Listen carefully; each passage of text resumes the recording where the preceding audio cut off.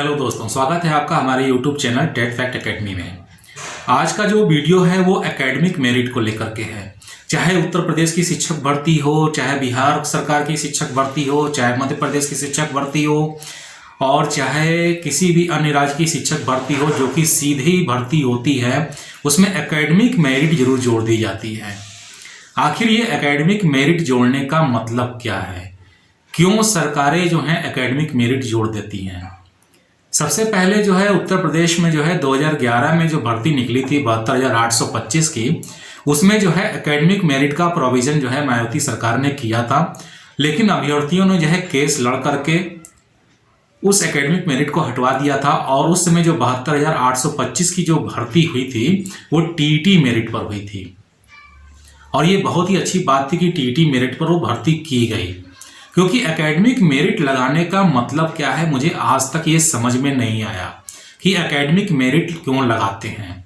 लेकिन जहाँ तक मैंने जो है समझा है एकेडमिक मेरिट को, तो मेरे हिसाब से एकेडमिक मेरिट लगाना पूरी तरह से गलत है और एकेडमिक मेरिट जो है शिक्षक भर्ती में कभी भी नहीं अपनाई जानी चाहिए, क्योंकि यहाँ पर ऑलरेडी जो अभ्यर्थी आता है वो योग्य अभ्यर्थी ही होता है और वो सीटेट या स्टेट टेट की जो है परीक्षा को पास करने के बाद ही शिक्षक के लिए पात्र माना जाता है। तो यहाँ पर एकेडमिक मेरिट लगाने का मतलब क्या है? इसका मतलब साफ है कि कहीं ना कहीं आप गरीब तबके के जो पढ़ने वाले छात्र हैं, जो अभ्यर्थी हैं, उनसे आप भेदभावपूर्ण व्यवहार करते हैं और उनको बाहर करने के लिए उन गरीब तबके के लोगों को, उन गरीब वर्गों के लोगों को आप जो है शिक्षक भर्ती से बाहर करने के लिए एकेडमिक मेरिट का रास्ता अपनाते हैं। कैसे अपनाते हैं वो आपको अभी हम बताने जा रहे हैं कि कैसे अपनाते हैं। क्यों एकेडमिक मेरिट राज्य सरकारें लागू करती हैं, क्यों नहीं टीटी मेरिट पे ही भर्ती होती है, और उत्तर प्रदेश जैसे राज्य में क्यों टीटी के बाद, यूपी टीटी के बाद जो है सुपर टेट परीक्षा लागू की गई। क्या यूपी टीटी काफ़ी नहीं है? सुपर टेट की परीक्षा क्यों ली जाती है? मुझे आज तक ये समझ में नहीं आया कि यूपी में सुपर टेट परीक्षा का आयोजन क्यों किया जाता है। और उसके साथ ही जब आयोजन किया जाता है तो यूपी सुपर टेट में भी मार्क्स लाने के बाद आप एकेडमिक मेरिट उसमें क्यों घुसा देते हैं?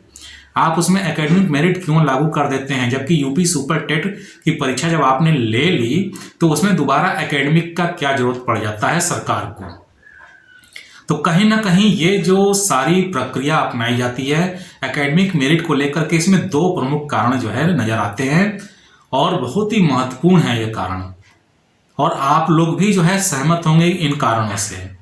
देखिए, हमारे यहाँ जो स्कूल चलते हैं, हाई स्कूल है, इंटर है, ठीक है, इस लेवल पे जो स्कूल चलते हैं वो जो है दो माध्यम से हैं। एक तो आपकी जो है राज्य सरकार के बोर्ड में आते हैं और एक केंद्र सरकार के बोर्ड में आते हैं, यानी कि एक सीबीएसई बोर्ड के स्कूल चलते हैं और एक स्टेट गवर्नमेंट के स्कूल चलते हैं, जैसे आपका जो है बिहार बोर्ड है या यूपी बोर्ड है, ठीक है। तो यहाँ पर एक चीज़ तो बिल्कुल स्पष्ट हो जाती है कि सीबीएसई बोर्ड में जो बच्चे पढ़ते हैं वो ज़्यादातर जो है संभ्रांत परिवारों के होते हैं, उच्च वर्ग के परिवारों के होते हैं, और वहाँ पर सीबीएसई बोर्ड की जो मेरिट बनती है उनकी मेरिट कभी 70-75 से नीचे तो बनती ही नहीं है। थर्ड क्लास बच्चे का भी अगर आप मेरिट उठा के देखिएगा हाई स्कूल इंटर का, तो 70-75 से नीचे नहीं बनती है, ठीक है। एक चीज़ तो ये हो गई।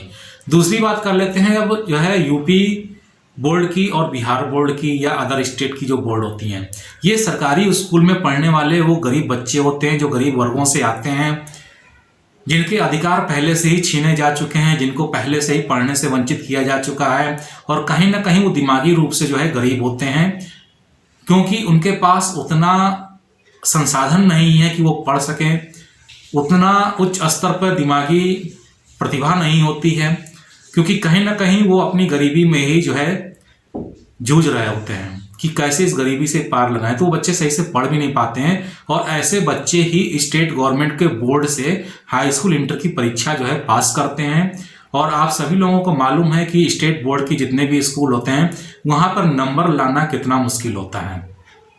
यानी अगर आप चाहें कि यूपी बोर्ड में आप 75% 80% ला दें या बिहार बोर्ड में 75% 80% ला दें तो बहुत बड़ी बात हो जाती है, ठीक है। ये अभी कुछ समय से जो ग्रेडिंग सिस्टम लागू हुआ है इसमें कुछ जो है चीज़ें देखने के लिए मिली हैं कि कुछ परसेंटेज को हाई किया गया है और वो सिर्फ सरकार की अपनी एक मतलब अपनी जो है अपने आप को एक तरीके से जो है शाबाशी देने का काम किया गया है कि हमारे यहाँ के लोग जो है पढ़ने में बहुत तेज हैं।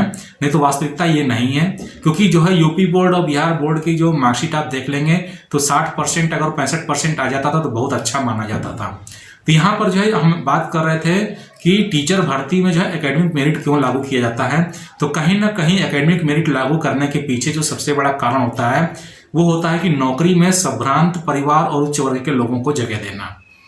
क्योंकि ज़्यादातर जो है गरीबों के बच्चे जो है यूपी बोर्ड या बिहार बोर्ड से ही पास करते हैं, और जो अमीरों के बच्चे होते हैं, उच्च वर्गों के बच्चे होते हैं, वो बड़े बड़े इंग्लिश मीडियम स्कूल में पढ़ते हैं जहां उनको अच्छी मेरिट जानबूझ के प्रदान की जाती है।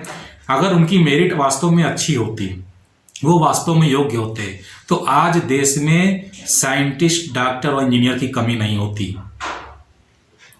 आज हमारे देश में अगर सीबीएसई बोर्ड के बच्चे इतना ही तेज होते पढ़ने लिखने में और उनकी मेरिट के अनुसार, तो आज हमारे देश में साइंटिस्ट, डॉक्टर और इंजीनियर्स की कमी नहीं होती, जिससे ये देश जो है जूझ रहा है और जिसके चलते डेवलप नहीं कर पा रहा है। और दूसरी तरफ गरीब बच्चे जो कि सरकारी स्कूलों में पढ़ते हैं, सरकारी बोर्ड में पढ़ते हैं, उनको उस तरीके की सुविधा जो है मुहैया नहीं कराई जा रही है जो कि आगे पढ़ना चाहते हैं, कुछ करना चाहते हैं। तो कहीं ना कहीं इन गरीब बच्चों को, गरीब वर्गों को जो है नौकरियों से बाहर करने के लिए एकेडमिक मेरिट जो है शिक्षक भर्ती में जो है थोपी जाती है। और इसका परिणाम हमारे सामने आता है कि सीबीएसई बोर्ड के बच्चे आसानी से शिक्षकों की जो सीधी भर्ती होती है उसमें नौकरी पा जाते हैं, और बिहार बोर्ड और यूपी बोर्ड के बच्चे जो हैं इससे वंचित रह जाते हैं। तो आपको समझ में आ गया होगा कि एकेडमिक मेरिट जो है कितनी खतरनाक है गरीब वर्ग के बच्चों के लिए और उन सभी लोगों के लिए जो सरकारी स्कूलों से पढ़े हैं।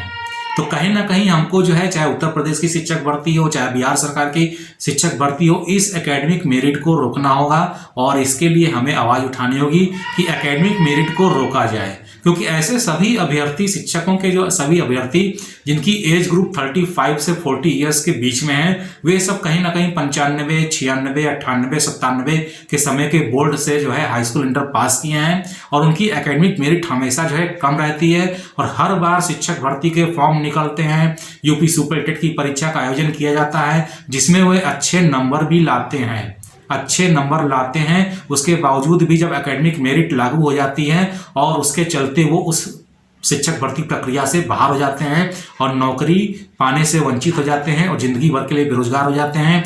उनका बीएड में लगाया हुआ पैसा, ग्रेजुएशन में लगाया हुआ पैसा, सारा पैसा बर्बाद हो जाता है और साथ ही उनके सारे सपने चूर चूर हो जाते हैं।